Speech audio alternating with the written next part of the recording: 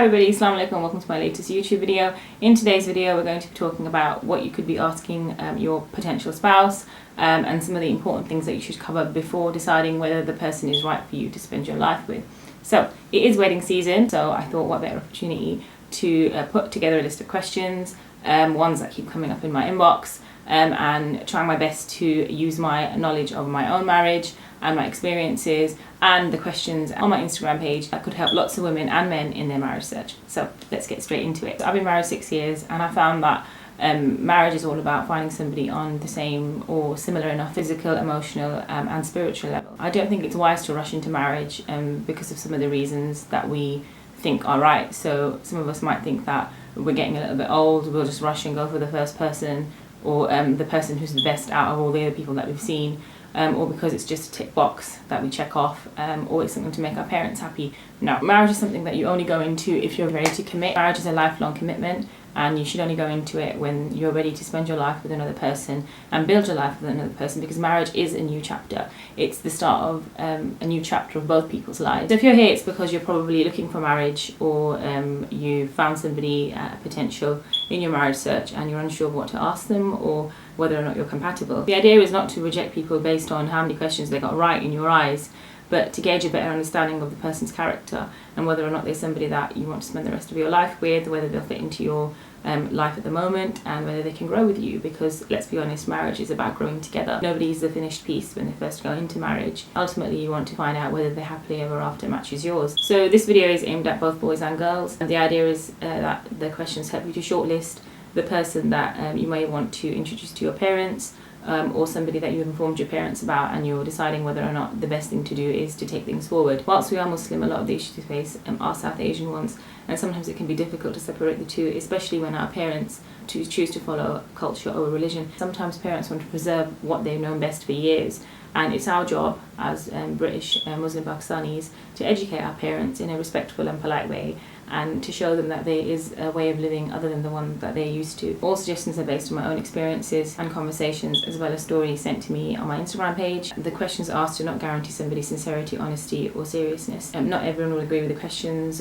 or the style of asking questions. I want to just quickly add that whilst the influence of social media in our lives is increasing, and more people are rejecting somebody based on the way that they look. Now, I feel like physical attraction is really, really important, but it's not the single thing that gets you through a marriage. It might set you up when you look at people who've actually broken up and you put them together. They usually like the look of each other when they first met, but the incompatibility that they faced resulted in them splitting up. And the idea is to get married and, you know, lead a fulfilling life and to be happy with each other. Stage 1 is when you decide that you want to take things forward. Stage 2 might be when you want to get family involved, and stage 3 is when you decide, actually, yeah, this is the person that I'm going to marry, and you start to make wedding preparations. My advice to women in particular is to involve somebody in your family from the beginning. Each family is different, and some people think it's acceptable for girls to speak to their prospective partner before marriage. Some people are quite happy for their children to date. Other people don't like any interaction at all. Whatever it is that you choose, I would strongly advise that you involve somebody from the beginning, even if that means just mentioning to them that I'm going to meet somebody, or including them in your marriage search and questions. I also like to quickly add that if you're a woman,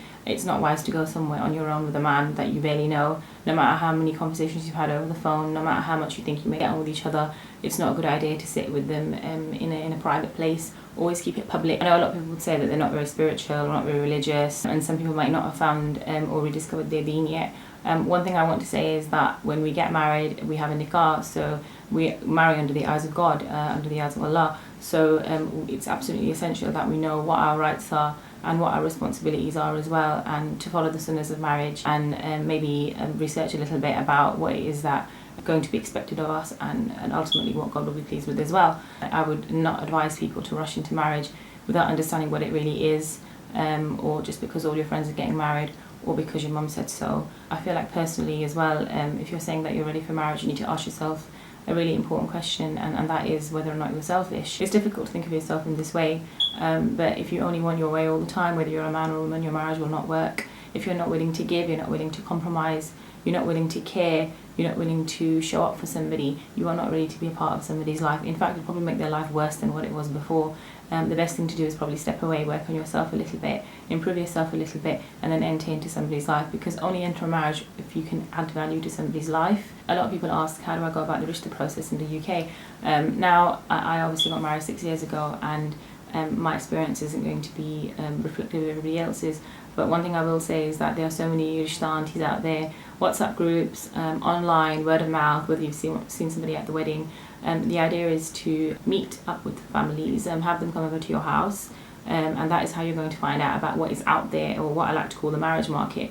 And you'll find out exactly what people are like and what people are expecting, and what you're kind of up against with, and whether or not it suits you, and that will put you in a better position to ask questions that are relevant.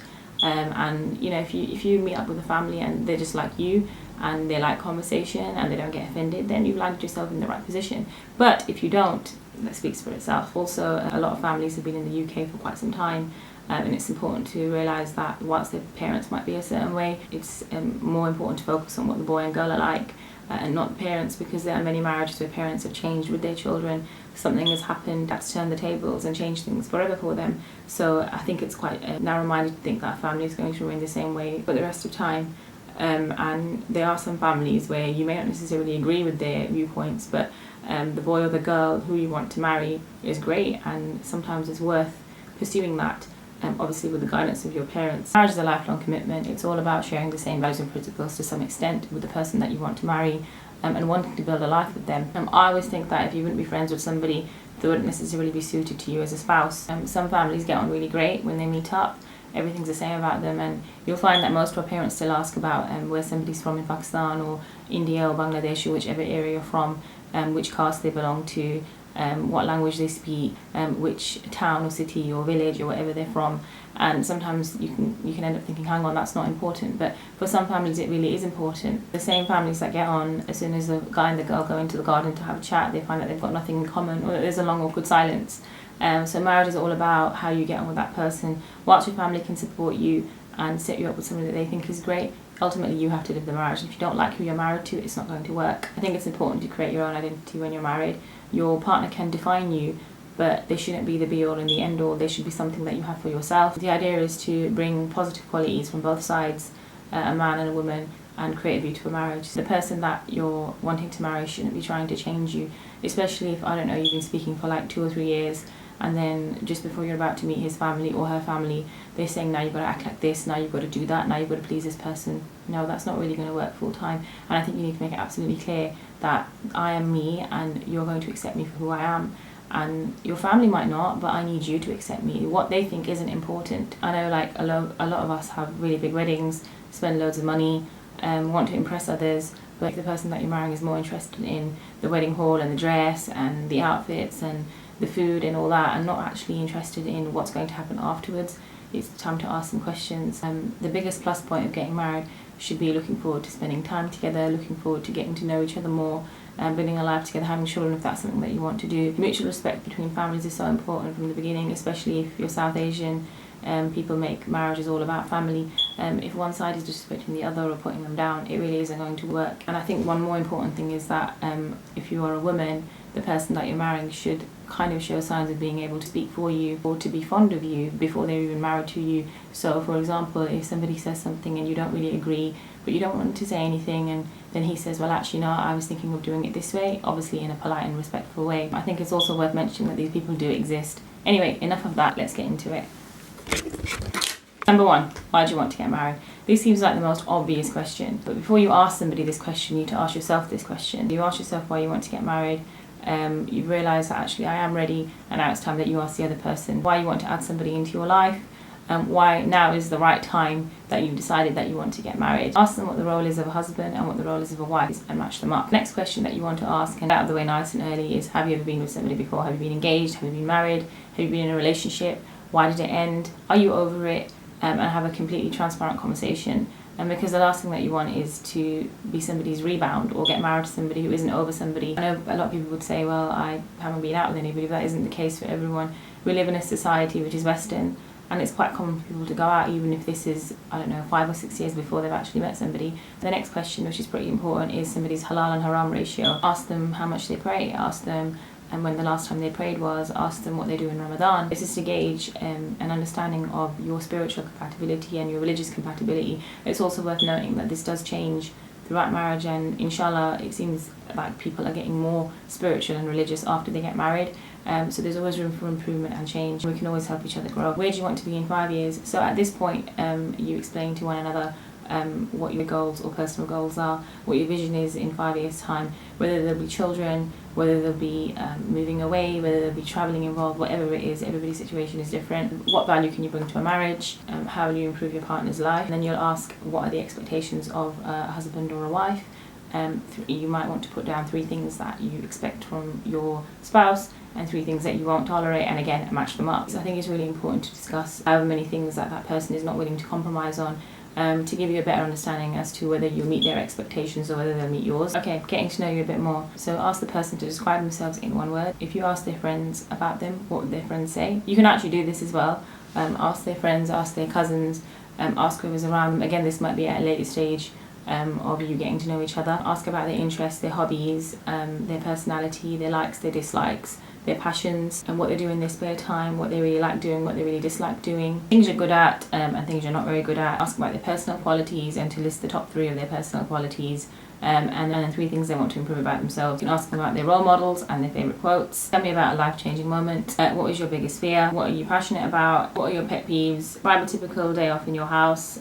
What do you like to do in your spare time? This question is to gauge a better idea of what the person likes to do and when they have free time, and what they like to invest their time in, and whether there's space for you in there, or whether what they're saying is something that you don't quite agree with. For example, if a man says that he's constantly out with his friends, does this change after marriage? Where do you fit in? And does he expect his wife to just stay at home? Or whether you could plan something where when he goes out with his friends, you can go out and see yours or see family. If you can't have something that you want, how do you handle this? The next set of questions is about lifestyle. So you want to ask who lives in your home. You'll probably get a good idea of this when you visit their home. I'd just like to quickly add that it's quite important, I think, for a girl to visit with her parents. And I know some families still say that they don't take their daughters along, but it does make a big difference. And some people would say that, well, no, I went before and I still had problems. You want to ask who does the housework. It might sound like a really stupid question, but it's one of the biggest things that cause fallouts between couples, because it hasn't been discussed enough, or because some men think that they don't have to do anything, or if you live in a joint family and the burden falls on one person's shoulders. It's important to ask who does the housework, who cooks, how often cooking is done in the house, who's expected to cook after marriage, how the load will be split, what sorts of things are cooked, whether they're a eating out family, are there any other daughter-in-laws and son-in-laws, what is their relationship like with the rest of the family, what happens at dinner time. So again, another cause of massive issues in families is that what happens at dinner time. Are women doing all the serving? Are women being expected to eat second? Are men just eating with men, or a father just eating with his sons, and not really realising that that's a time that a husband and wife need together? Are there lots of visitors? Who are they? Again, this defines what your spare time might look like, or your weekends might look like. And there's an abundance of stories with girls saying that this visitor after visitor, and they're expected to be present, sometimes compromising their own life. They're not getting to go on an outing with their families or their husbands. They're not getting to see their own family. They may have work to do, which is being left until very late at night, which means that they can't then spend time with their husband. If we lived together, what would happen on a working and a non-working day? Describe a typical evening, describe a typical morning. So the next part is finances, and we all know that financial problems, those of us who are married, can make or break a marriage. Islamically, we know that men are supposed to provide and pay for things and, give their wives money, but the reality is that in today's day and age, most women are paying 50% or paying something towards their marriage, in the form of bills, groceries, or something else. Some girls say that their in-laws expect them to pay rent or to pay for groceries while they live there because they're working, and they expect a financial contribution. This needs to be discussed before marriage. Ideally, your parents should be asking this question, or you could ask the guy yourself. How do you split finances after marriage is a very important question, and at this point you and this person would talk about what the expectations are. Some guys might say they want to pay for everything, others would say no, it's complete 50-50, somebody would say it's a bit of everything, and it just depends on what suits you. If you go for a meal, who pays? Again, this is something that comes up quite a lot, that apparently men are expecting their women to pay for meals, and some women don't really mind, other women they do mind because they earn less. Are you a saver or a spender? This gives you an idea of the person's spending habits and time for them to come to terms with yours. Marriage is a two-way street, it's mutual. it's not his or hers. There's a pot of money and you share it. So deciding how to spend it can cause loads of arguments, or it can make peace in your marriage. What are your views on a woman's income? And at this point you might want to ask what his views are on a woman working. Some men will honestly say that they want their wives to just stay at home while they work full time and provide. What does it look like if that's the sort of setup? You want to ask what they spend most of their money on. Finally, I think it's quite important to ask, should a man give a woman money if she works? Because again, a lot of women seem to expect something which Islamically, even if a woman works, you are supposed to give her money. And also, when things don't go right, if God forbid something happened, how would you sort your finances, and what would you do? The next part is love languages. Now, as South Asian Muslims, it's quite difficult to establish a love language before you're married. So I thought about what works in my marriage and what's important to me.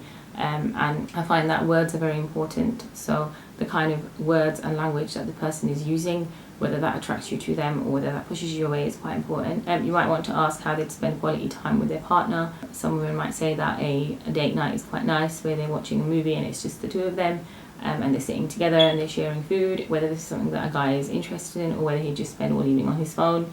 Just an example. You want to ask how you'd serve your spouse. So this can become quite a triggering question for women, but for men it's quite an important one, because let's be honest, as women, when a man does things around the house, it builds love and affection. And if one person's just sitting around all day, it works both ways. One person's sitting around all day, the other person's doing everything. It can cause some level of resentment. It can overburden a person. And just to add on, should your wife be your best friend? Some men think a wife is a wife, not a best friend. Some men share everything with their wife. It just depends what you want out of a marriage. Okay, the next bit is family, his and hers. So you might want to ask them to share some pictures of them when they were younger. This might give a picture of what they were like when they were growing up, what the sorts of things were that they were doing. So you want to ask what marriage means to his parents, and it might be that your parents ask the other set of parents what marriage means to them, what they think that a boy and girl should be doing for each other. And I think this is particularly important if you're living in a joint family, whether your in-laws understand that marriage is between a husband and a wife, and whether they nurture that and facilitate that. You want to ask him who he's closest to in his family and out of his friends, and you might want to assess whether this is a toxic style of relationship or if this is one where that person really wants what's best for them. You want to ask what's the best thing about your parents. And it's really nice to see people having really positive relationships with their parents. What are some of the things that your parents don't approve of? There may be some things that are quite normal in your family, but once you get married, they're not very normal at all, and they cause loads of problems. So it's better to get this out of the way, and perhaps your mum or dad could discuss this with the person that's come to your house. When you speak openly to your parents, very important question. Communication is key in conflict resolution and trying to get your point across, and basically just to ensure happy living. So if they can speak openly to their parents, especially if you're able to speak openly to yours, this will make a world of difference. What do your parents expect from their children? Now, some people will be like, oh, my parents just want me to be happy, but that looks different for each person. Do they want respect? Do they want obedience? Do they want someone to just listen to them all the time? Or are they really, really chill and laid back? You have to ask what suits you. Describe your parents' relationship with one another. Do they go out regularly? How do they speak to one another? A lot of girls complain that there's a culture where guys are going out and about and women are being just left at home and not really spending any time with their husbands, and overbearing mother-in-laws. And the reason for that is that they don't spend enough time with their husbands, or their husbands don't ever take them out, and then the burden falls on their son. And there's so many different stories about this thing. So it's always worth asking, what do your parents think that marriage should look like between a man and a woman today? Now, this is a really important question, especially for girls. If you're living in a joint family, what do your parents expect from a daughter-in-law? And the point is to ask the guy to be completely transparent and to say, look, if it doesn't suit me, it's better that I look elsewhere, or better that you look elsewhere. There's no point going to a marriage and investing so much only to have it ripped apart because you didn't match up to someone's standards and the guy wasn't happy or the girl wasn't happy. So always ask what relationship your parents have with other daughter-in-laws and son-in-laws, and what they expect from son and daughter-in-laws. And more importantly, are the person who's getting married, are their views the same as their parents or different? The next question is a burning question that I think probably all girls ask nowadays, is, are your parents happy for their sons to move out? Some parents, not at all. Other parents don't mind. Some parents prefer you to live next door. It's always worth finding out, and it's always worth having an open conversation between both sets of parents to avoid animosity later and to make sure that you're on a similar enough page. Your parents could ask, if you had a disagreement with our daughter, how would you handle it? Again, people might be thinking, how on earth am I going to ask that? That comes across as so rude. I'll cover this separately in another video. Whose job is it to look after your parents? And at this point you gauge an understanding of why a man might be getting married and what place you might have in his parents' life and what place they'll have in your life, and how much they'll influence it. And that varies from person to person. Some people really absolutely enjoy looking after their in-laws, and even when they're young. Some people don't really want to do that. Other people have had bad experiences, so want to avoid it altogether. It's really just down to you. I know we always go on about a woman's relationship with her mother-in-law and sister-in-law, but I think it's worth asking a man what his relationship with his in-law should look like, how often he should visit, what family orientated means to him, because let's be honest, family is really, really important, but unfortunately a lot of the time this falls on the girl and on the boy. I think that if you're asking for somebody family orientated, you should be prepared to be that yourself, and again, this looks different for different people. And finally, conflict resolution. So a lot of people argue with their spouses and fall out because they don't understand each other, or they're not able to handle arguments in a constructive way. So it's always important to find out how a person reacts under pressure, and how they handle arguments and how they argue. So to ask somebody that, what sort of person are you? If something upsets you, how do you react? Do you give somebody the silent treatment? Do you start shouting and screaming? Do you disappear for a few days? It's important to ask whether that person has a temper, whether they get angry very quickly. It might be a question that you ask outright in front of everybody as well, because other family members can comment on somebody's temper or how they react to things. And when things go wrong, how does that person react? Another thing that you might want to ask, it just seems to be a key thing that comes up again and again, is if somebody has a fallout with your wife or your husband, how do you respond to this? Your wife is doing something that you don't agree with, or your husband is doing something that you don't agree with. How do you handle this? And finally, I think that it's important to talk about a few different scenarios with people who are looking for marriage, just to give them a heads up, because I feel like a lot of these issues are not spoken about. Things like visiting mum's houses, things like working after marriage, things like finances, things like interference, things like who has say over somebody after they're married. These things are never spoken about, and quite often we focus on things like money and status and power and caste and how the family looks. And I think that sometimes it's more important to think of the everyday issues that can build up and cause someone to explode and cause frustration within a marriage. So you can propose your own scenarios, or talk about experiences that your friends have gone through, or take some stories off my page and discuss those and see what a man's reaction is to those things. An example of a scenario is that I'm hearing a lot of stories of girls being expected to do everything around the house nowadays, serving others, and if she doesn't, there's arguments and things are expected to be perfect. And I don't know, I don't really want to get into this. What do you think to that? You can ask a guy this question as a scenario that comes up again and again. It's also worth, I know a lot of people will say that's not really an issue, but it's worth asking what somebody's thoughts are on having female or male friends after marriage, because this can cause a lot of issues within marriages. Some people think it's normal, some people aren't willing to give up their friends. Some people think that men and women can be friends after marriage, always are. Some men have never heard of these issues, some won't encounter them until they're married. It's important to understand and realise that your spouse doesn't know what their parent or their sibling is like as an in-law until they're married. He or she knows just as much as you. I think it's important to realise that whilst you may be really close with your mum, your dad, your siblings, or anyone else in your family, and they may really, really be like up there for you, but for your partner it may not be the same, because the way that they see people is different, and they haven't got all those experiences, and they don't have that attachment to those people, so you can't expect them to react in the same way as you would in certain situations. I wish everyone the best in their marriage search. May Allah Ta'ala bless you with a spouse who is the coolness of your eyes, and may you have your happily ever after with a person that you want to build your future with. Just a quick tip for girls: you want to be with someone who loves and cares for you. If they're not showing that, if they're not showing signs of wanting to be with you, then they're not really the right person to be with.